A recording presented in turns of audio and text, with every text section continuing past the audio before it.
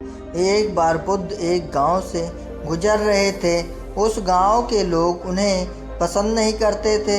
उन लोगों ने बुद्ध को घेर लिया और उन्हें भला बुरा कहने लगे। गांव वालों का सरदार सबसे अधिक नाराज़ था। वह तो बुद्ध को गालियां ही देने लगा और बुद्ध इस सबसे बेपरवाह होकर मंद मंद मुस्कुराते रहे। सरदार काफ़ी देर तक बुद्ध को गालियां देता रहा, लेकिन कुछ ही देर में उसका मुंह सूखने लगा, जिससे वह चुपचाप हो गया। यह देखकर बुद्ध बोले, अगर तुम्हारी बातें समाप्त हो गई हो तो मैं आगे बढ़ जाऊं। मुझे आगे वाले गांव में जाना है, वहां के लोग मेरा इंतज़ार कर रहे होंगे। यह देखकर गांव का एक व्यक्ति बोला, हम लोग तुम्हारा अपमान कर रहे हैं, तुम्हें गालियां दे रहे हैं, लेकिन तुम इसका जवाब देने के बजाय मुस्कुरा रहे हो। तुम इसकी प्रतिक्रिया क्यों नहीं देते हो? बुद्ध बोले, बस तुमने आने में तनिक देर कर दी। यदि तुम 10 वर्ष पहले आए होते तो मज़ा आ जाता, क्योंकि 10 वर्ष पहले मैं भी तुम्हारी तरह ही था। अगर उस समय तुम मुझे भला बुरा कहते, गालियां देते, तो मैं भी क्रोधित हो जाता। मैं तुम्हें इससे भी अधिक गालियां दे सकता था, हाथापाई पर भी उतर आता। और अब मैं आगे बढ़ गया हूँ, अपना क्रोध धैर्य सब पीछे छोड़ आया हूँ। अब मैं उस जगह पर पहुँच गया हूँ जहाँ तुम्हारी गालियाँ पहुँचने में असमर्थ हैं। तुमने मुझे गालियाँ दी, यह तुम्हारी भावना है, लेकिन तुम्हारी यह भावना मुझ तक पहुँच ही नहीं रही है। मैं भी आपकी तरह ऐसा तभी हो जाऊंगा जब मैं इसमें भागीदार हो जाऊंगा, जब मैं स्वीकार कर लूँगा। लेकिन मैं तो तुम्हारी इस क्रिया से निरपेक्ष हूँ, इससे बहुत दूर हूँ, इसलिए मैं अब भी पहले की तरह शांत हूँ। यह सुनकर सरदार बोला, अरे ऐसे कैसे? मैंने तो तुम्हें गालियाँ दी हैं और वो पूरे गांव वालों के सामने दिए हैं, फिर उसे लेने ना लेने का क्या मतलब है? बुद्ध बोले, बस कल मैं एक गांव में गया था, वहां के लोगों ने मेरा प्रवचन सुना, वे बहुत प्रसन्न हुए। गांव का मुखिया मेरे लिए मिठाई लेकर आया और उसे खाने का आग्रह किया।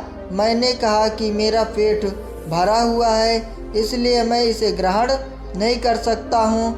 यह सुनकर वह व्यक्ति मिठाई लेकर वापस चला गया, क्योंकि जब तक मैं कोई चीज़ लूँगा ही नहीं तो कोई मुझे कैसे दे पाएगा?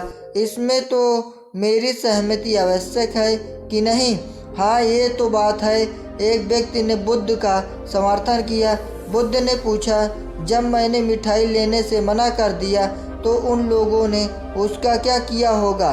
तभी एक व्यक्ति ने कहा, वह मिठाई उन्होंने अपने घर में बांट दी होगी। बुद्ध ने कहा, तुमने ठीक कहा, उस मिठाई की तरह तुम लोग मेरे लिए गालियाँ लेकर आए हो और चाहते हो कि मैं तुम्हें ग्रहण कर लूँ। और भाई, मैं लेता ही नहीं हूँ गालियाँ, तो अब बताओ तुम इसका क्या करोगे? उस व्यक्ति के पास कोई जवाब ही नहीं था। बुद्ध पुनः बोले, मुझे तुम पर दया आती है वत्स। अरे क्रोध तो मुझे तब आएगा जब मैं गालियाँ ले लूँगा, और जब मैं गालियाँ लेता ही नहीं तो क्रोध का कोई सवाल ही नहीं उठता है।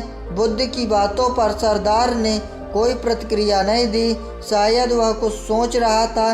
बुद्ध बोले, मैं अपनी आँखों से देख रहा हूँ, गालियाँ एक कांटा है जिसे देने वाला व्यक्ति और लेने वाला व्यक्ति दोनों क्रोध से पागल हो जाते हैं। तो फिर तुम ही बताओ, ये मैं आखिर रहते हुए भी कांटों पर कैसे चलूं? आखिर रहते हुए भी गालियाँ कैसे ले लूं? और होश में रहते हुए भी क्रोधित कैसे हो जाऊं? इसलिए मुझे क्षमा करो वत्स, मैं तुम्हारा उपहार लेने के लिए असमर्थ हूँ। यह कहते हुए बुद्ध ने अपने हाथ जोड़ लिए। बुद्ध की यह बातें सुनकर सरदार लज्जित हो गया, उनकी आंखें छलछला आई। उसने कुछ कहना चाहा, उसके होठों ने जवाब दे दिया, और जब उससे रहा नहीं गया तो वह बुद्ध के चरणों में गिर पड़ा।